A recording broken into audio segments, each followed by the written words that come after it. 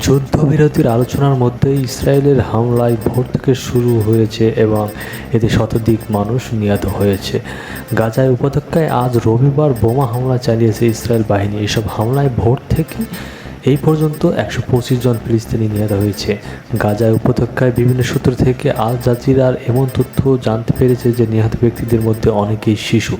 সূত্র বলেছে, আজ ভোর থেকে ইসরায়েলি হামলায় দক্ষিণ অঞ্চলের গাজায়, উত্তর গাজা এবং গাজার মধ্য অঞ্চলীয় এলাকায় তারা নিহত হয়েছে।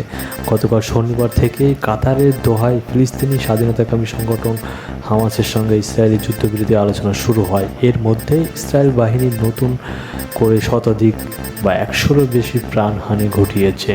গাজা উপত্যকায় সম্প্রতি সামরিক অভিযানে বিস্তারিত করেছে ইসরায়েল বাহিনী। বোমা হামলায় জোরদার করেছে তারা। এদিকে গাজায় স্থানীয় স্বাস্থ্য কর্তৃপক্ষের বরাত দিয়েই রয়টার্স এর প্রতিবেদন বলা হয়েছে, গাজায় উপত্যকায় দক্ষিণ অঞ্চলের খান ইউনিস এলাকায় বাস্তুচ্যুত পরিবারগুলোর জন্য তৈরি এক আশ্রয় শিবিরে ইসরায়েলের বিমান বাহিনীর এতে কমপক্ষে 24 জন ফিলিস্তিনি নিহত হয়েছে।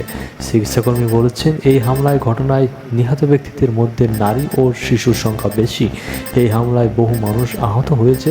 আশ্রয় শিবিরে কয়েকটি তাঁবু আগুনে পুড়ে গিয়েছে। আজ এক বিবৃতিতে হামাস এই হামলাকে নতুন এক নৃশংস অপরাধ বলে আখ্যায়িত দিয়েছেন। পরিস্থিতি অবনতির জন্য যুক্তরাষ্ট্রের প্রশাসনিক দায়িত্ব করেছেন তারা। ইসরায়েলের সামরিক বাহিনী এই হামলা নিয়ে তাৎক্ষণিকভাবে কোনো মন্তব্য করেনি, তবে আগে এক বিবৃতিতে তারা বলেছিল, যুদ্ধের লক্ষ্য অর্জনের অংশ হিসেবে গাজার বিভিন্ন অঞ্চলে তারা ব্যাপক হামলা চালাচ্ছে। ইসরায়েল ও হামাসের মধ্যে 2 মাস ধরে স্থায়ী হওয়া যুদ্ধবিরতি ভাঙার পর 18 মার্চ থেকে গাজায় নতুন করে হামলা শুরু হয় ইসরায়েলে। তখন থেকে এই পর্যন্ত সেখানে কয়েকশো মানুষের প্রাণ হারিয়েছে।